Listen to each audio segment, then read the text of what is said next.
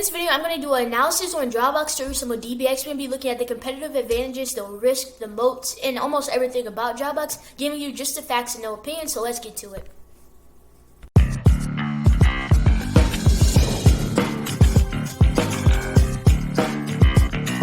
First off, the link to this will be in the description if you want to check it out. But I'm going to do a really quick analysis. I'm not going to give you anything that is opinionated. I'm just going to try to give it all facts because I got all these things from the SEC filings. So it should be really factual because I noticed in my other videos it was a little bit more opinionated based upon the facts I saw. So all facts. In this video, I'm going to tell you how Dropbox will strategically take over the world, LOL. And I just gave you some Among Us things like graphics, like how Among Us, that.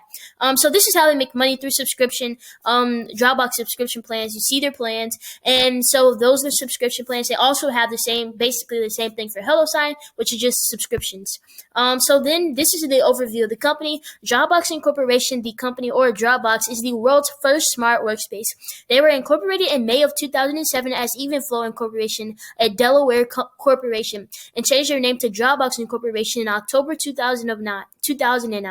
They're headquartered in San Francisco, California. They were founded in 2007 with a simple idea: life would be a lot better if everyone could access their most important information anytime from any device.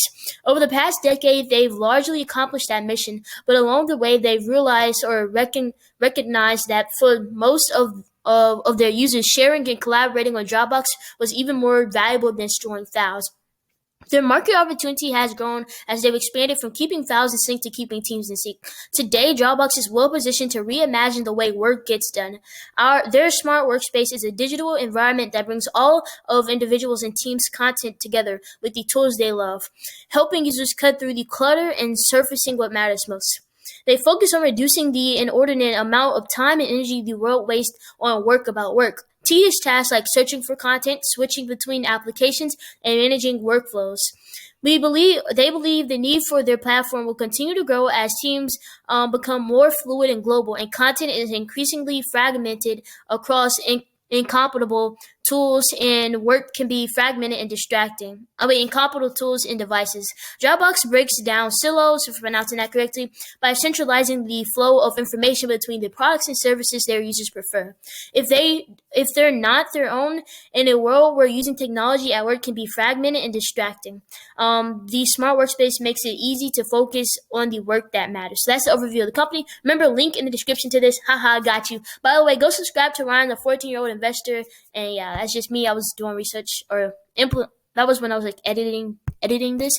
So this is their competitive advantage of this company, Dropbox, and their competitors' competitive advantage. So first, we're going to start off with Dropbox competitive advantage, which is they believe that the principal competitive factors in their markets include the following: user-centric design, ease of adoption and use, scale of user network, features and platform experience, performance, brand, security and privacy, accessibility across several devices, operating systems, and applications, third-party integration, customer support, continued innovation, and pricing. And then there's their competition's competitive advantage. The market for content collaboration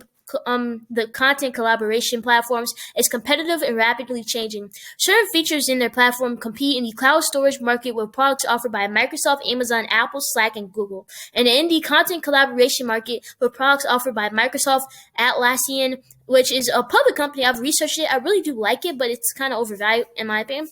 And Google. They compete with Box on a more limited basis in the cloud storage market for deployment by large enterprises. They compete with smaller private companies that offer point solutions in the cloud storage market or the content collaboration market. They believe they compete favorably across these factors and are largely unhindered by legacy can't see it. However, some of their competitors have greater name recognition, longer operating histories, more varied services, the ability to bundle broader ranges of products and services, like larger marketing budgets, established marketing relationships, access to larger user bases, major distribution agreements with hardware manufacturers and resellers, and greater financial, technical, and other resources. And so I love how they gave that. You can find basically all this that I've showed you so far in the business section, and I think management discussions where I got most of this from. which is in their 10K filings. But remember, this 10K filing was like in 2019, like late 2019, and now we're in late 2020. So do keep that in mind. For example, they say 14.3 million paying users. They actually have 15.25 million paying users since their last filing and sort. So the overview. This is another overview, but I'm not gonna really go into depth into it because I already did that. So I'm just gonna I'll just do it. So our modern economy runs on knowledge. Today, knowledge lives in the cloud, cloud as digital content, and Dropbox is building the world's first smart workspace where businesses and individuals can create, access, and share this content globally. They serve more than 600 million registered users across more than 180 countries. Since their founding in 2007, their market opportunity has grown as they've expanded from keeping files in sync to keeping teams in sync. Their smart workspace is a digital environment that brings all teams' content together with the tools they love, helping users cut through the clutter and surfacing what matters most. In a world where using technology at work can be fragmented and distracting, the smart workspace makes it easy to focus on work that matters. By solving these universal problems, they've become invaluable to their users, which is so important because now I'm going to give you a little bit of my opinion really quick. So because they're using it for work. That's why they have a high retention rate, because when you're using something for work, you rarely stop using it. And so they have a high retention rate. And so their services are basically invaluable to the people paying and using it for work. Back to the facts, the popularity of their platform drives viral growth, which I do not believe, just my opinion. I don't believe they have that much growth, like 30%, 40% growth, which has allowed them to scale rapidly and efficiently, which is true. They've built a thriving global business with 15.25 million paying users. Their premium subscription plans, you can look at that, but basically the vast majority of the people who are like paying are Dropbox business teams. They purchase their standard or advanced subscription plan. So that's really good to know, because this is my opinion now. It's good to know because the people using it, they're going to the more expensive ones simply because they're using it for work and they want the best experience, which I think is really cool. Next slide. So their competitive advantage. What sets them apart? I'm not going to go into depth into it, but basically their simple and intuitive design, their open ecosystem, their viral bottom-up adoption, the performance and security, and also their solution, which I've went over the solution, like what Dropbox is. The overview of the company literally is the solution. So next thing we're looking at is the risk.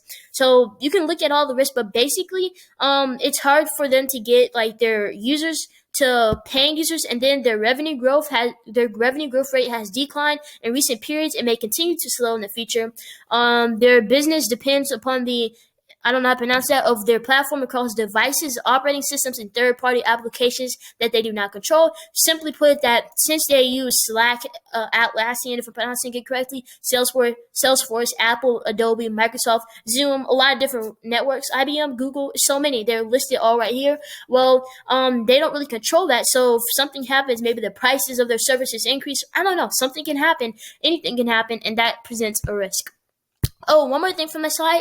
They also acquire some users through paid marketing and distributions partnerships, in which hardware manufacturers pre-install their software on the devices. If you watch my previous video, I said Dropbox has massive growth because they could possibly do that, like how Microsoft has a lot of the times when you get a device, they install like a year or so of free Microsoft or something like that. Dropbox can do the same and make a lot of money. And so I was reading this 10K filing and I saw that, and so I made a video on it. But so that's really cool.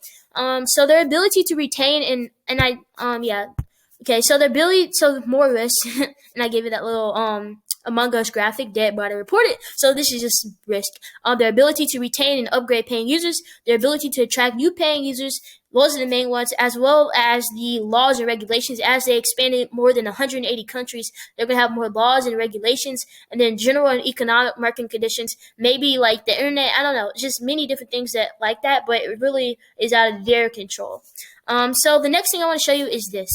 So this slide shows you kind of how I see growth, like all the growth, about the earnings, about the valuation, everything right here. So is it a buy? I've done many videos. Here it is, all right here. So this is how they're going to see growth in the future. They have to drive new signups. They need to change those, and then they have to increase conversion of registered users to their paid subscription plans. So they need to convert those users to paying users. They have plenty of users, more than 600 million users, but only 15.25 million of them them are paying. I see that as a major opportunity. I feel like in the beginning stages, they were just using growth, just like other companies. They're just growing, trying to get everybody using their products for people just to understand and build brand awareness, build goodwill. And now they have that. Now all they need to do is focus and concentrate on getting those 350 million high target users that can potentially be paying users until paying users, and add them to their 15.25 million paying users. If they can do that, there's going to be lots of growth. And I feel like they've done so many different steps that is going to allow them to do this,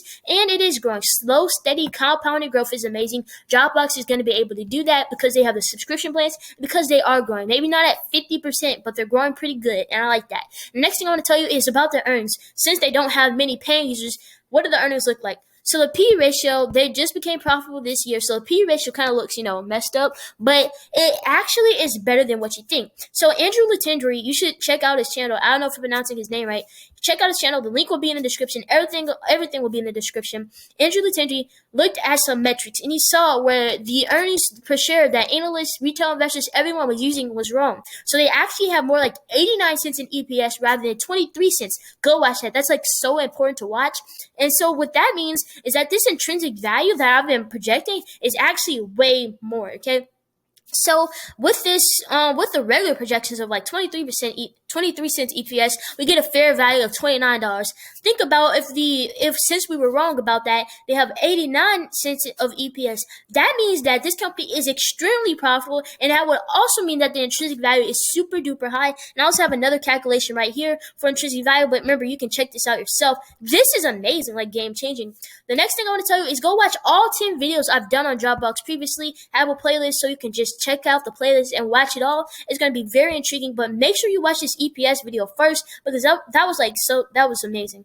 And so yeah, that is all I have for you today. Let's go to, and yeah, so make sure to subscribe and everything. And yeah, thank you so much for watching. Go watch those videos really quick. I do not want to waste your time. If you found this video useful, hit the like button, subscribe, share with a friend. Thank you so much. And